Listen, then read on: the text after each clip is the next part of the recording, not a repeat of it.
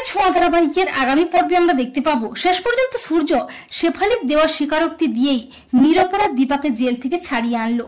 হ্যাঁ বন্ধুরা, আমরা এমনটাই দেখতে পাবো অনুরাগের ছোঁয়া ধারাবাহিকের আগামী পর্বগুলোতে। ভিক্টর ও পৃথার ষড়যন্ত্রের শিকার হয়ে মিসকার সন্তান বীরকে পাচারের দায়ে বিনা অপরাধে জেলে যায় দীপা। দীপা পুলিশকে বলে, আমি বীরকে চুরি করিনি, কেউ আমার বিরুদ্ধে চক্রান্ত করেছে। কিন্তু পুলিশ দীপার কোনো কথাই শুনতে চায় না। দীপা বেশ বুঝতে পারে এটা পৃথা ও ভিক্টরের চক্রান্ত। দীপা পুলিশের সামনে শেফালির কাছে জানতে চাইলে শেফালিও ভিক্টরের ভয়ে মুখ খোলে না, বরং দীপার নামে অভিযোগ করে।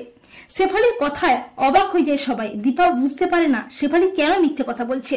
পুলিশ দীপাকে বিনা অপরাধে থানায় নিয়ে যায়। দীপা একেবারে অসহায় হয়ে পড়ে, একেবারে ভেঙে পড়ে। আর ঠিক সেই মুহূর্তে খবরটা জানতে পেরে ছুটে আসে সূর্য। সূর্য বলে, দীপা বলে, ডাক্তারবাবু আপনি এসেছেন, বিশ্বাস করুন আমি কোনো অন্যায় করিনি।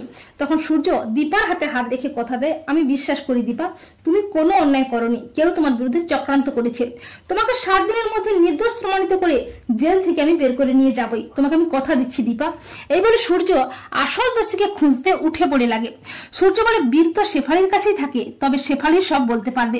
এইবারে সূর্য সেনগুপ্ত বাড়িতে এসে শেফালির কাছে জানতে চায়। প্রথমে শেফালি বলতে না চাইলেও সূর্যের চাপে পড়ে বাধ্য হয়ে একটা সময় মুখ খোলে শেফালি। এরপর সূর্য শেফালিকে নিয়ে থানায় যায়। শেফালি পুলিশের সামনে বয়ান দেয় যে ভিক্টর দাদাবাবুই বীরকে চুরি করেছে দীপা বৌদিমণিকে ফাঁসাতে। আর আমাকে বলেছে আমি যদি সত্যিটা বলি আমাকে মেরে ফেলবে, তাই সেদিন আমি মিথ্যে কথা বলতে বাধ্য হয়েছি। দীপা বৌদিমণি নির্দোষ।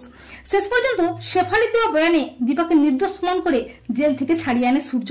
তো বন্ধুরা, তোমরা এটাই চাও তো যে সূর্য যেন শেফালির মুখ দিয়ে সব স্বীকার করিয়ে দীপাকে নির্দোষ প্রমাণ করে জেল থেকে বের করে আনতে পারে? কমেন্ট করে জানিয়ে দাও তোমাদের মতামতটি।